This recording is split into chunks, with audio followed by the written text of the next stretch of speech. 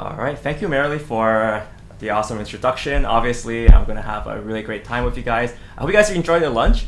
And I would like to say, of course, starting off, it would be great to be in Australia, but unfortunately, I'm currently in Hong Kong and it's quite locked down right now. So hopefully next year I can join you guys, and I really want to see how the whole space is developing in Australia. So hopefully next year I'll be there to see what it's like.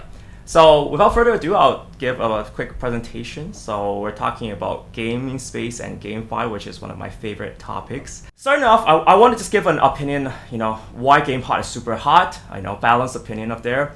Then we're going to look into some particular case studies. So we're going to look at Gods Unchained, we have Cheeze Wizards, we have Axie Infinity, obviously. Now let's start off with a lot of pitches that I get. GameFi, especially I see a lot of projects about GameFi and they bring out these big numbers. Say, for example, how many gamers there are in this world. It's in the billions. But of course, there is one drawback, which is that gamers are extremely picky. So this is a screenshot of one recently released game. This is the flagship racing game released by Sony for the PlayStation system, GT Gran Turismo 7. And you can see here by user score, they got a 2.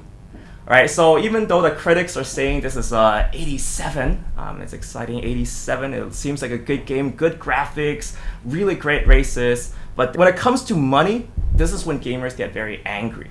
And this is one of the limitations. I think something that people who are kind of interested in gaming and GameFi, they need to understand that gamers, when you add microtransactions to the game that people paid $60 or $70 for, gamers tend to get really upset because they feel like they pay for the game, but if they want to continue paying or they need to buy additional items, skins, or etc., then they get a little bit upset. So this is one of the comments, this is a 0 rating, they're just saying, hey, hello, this game has a ruined economy. This can spread very quickly within the gamer community and it will lead to a pretty poor launch and poor results and poor user retention. In the next session, I'm going to just take a look at a few games that were released, and in particular, I want to focus on games that have been developed for some time. So I'll take a first look at Gods Unchained. They finished the race and they actually made a very, very beautiful game.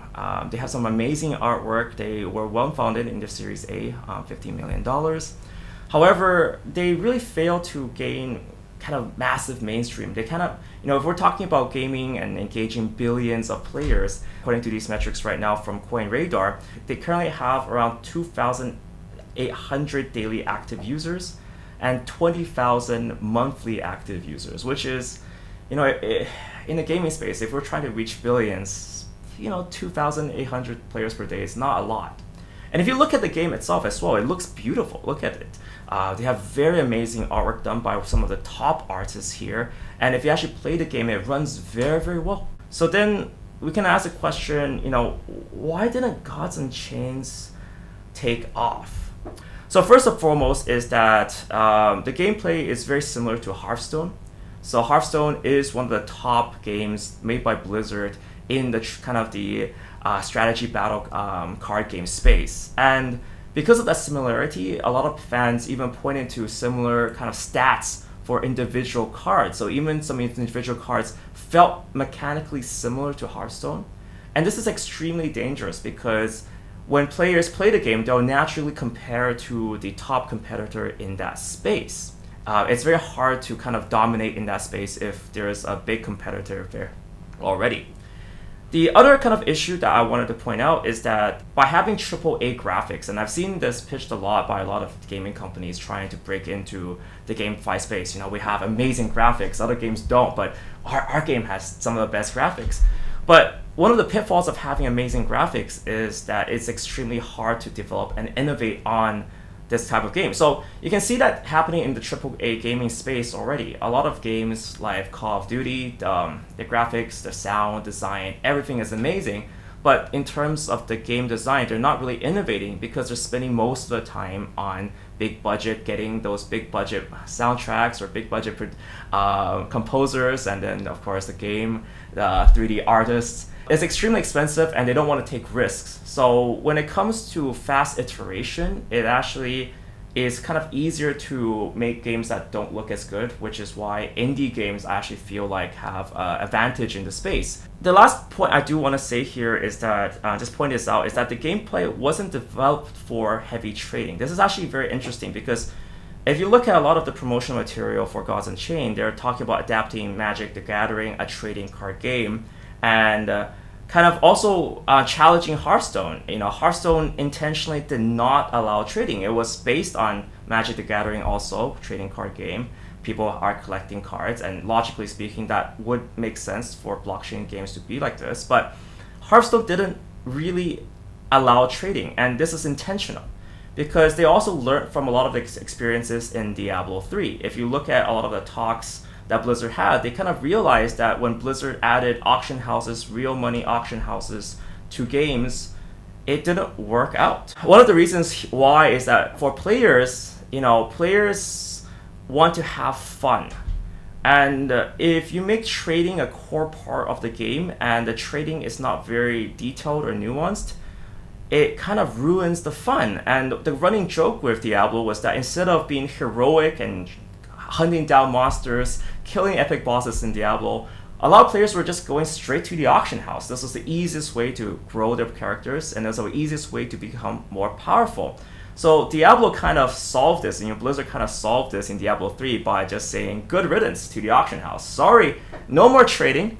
And I kind of see this kind of analogy happening with Hearthstone. Like, Hearthstone was not really designed, that kind of gameplay type was not really designed for trading from the get-go. So next, I actually want to bring up this game, which is kind of interesting. This is Cheeze Wizards, and I think this game is phenomenal in terms of their art. It's extremely funny. It's about these Cheeze Wizards are battling to win this tournament, and on top of that, there's a 100K prize, $100,000 prize to win Cheeze Wizards. And the best part of it all is it's developed by Dapper Labs, the creators of the famous CryptoKitties.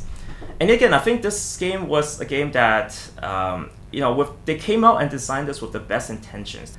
But however, there is a problem in the sense that if you rush tournaments too early, I would say if you rush tournaments and esports too early without a very well-established game that is very well balanced, it might even take, like, say, 2 or 3 years to balance up a kind of a competitive game to be ready for esports. I think it's tempting. I've seen a lot of companies come to me and say, look, we're going to be the next esports revolution.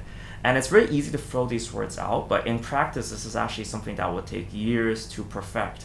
Now, lastly, last but not least, Axie Infinity. And I think this is a game where they played at their strengths. So if you take a look at Axie, they didn't have fancy graphics. It was actually made by a very small indie team. And it's very bright, it's very exciting, but in many senses, they didn't throw a massive budget on the overall kind of game itself. They just made a very polished game. So Axie, when you play Axie, you're battling these Axies against either other players or other monsters. And you have a selection of cards. So it's a turn-based game that you kind of bring your pets to. But it's a little bit more nuanced than that. And something that's actually very interesting is that when it comes to Axies, not only do the cards deal damage, but they also provide a one-turn defense. And this is an extremely powerful tool for the game designer because this allows players to kind of outplay each other. There could be turns that you take where you stack up a massive defense on an Axie that you think a player is going to attack, and it's going to negate all of the damage that this player, the opponent, is going to do. But at the same time, if your opponent knows this, they can just wait out that turn. And this gives a lot of counterplay. So it makes not only deciding which Axies are good important, not just breeding or finding the best Axie. And the outcome of the battle is decided by player skill. And it gave the game designers a lot of ability to tune the game to kind of tweak these numbers in such a way that there is a lot more ability to outplay each other. And you constantly see that in the current kind of seasons that are going on in Axie Infinity, where they kind of tweak the figures a little bit, they tweak the gameplay a little bit, and this allows for certain combinations to shine and for players to kind of experiment with different combinations during that particular season. I also want to just point out one thing about Axie Infinity as well, which is that they also innovated on established crypto gameplay.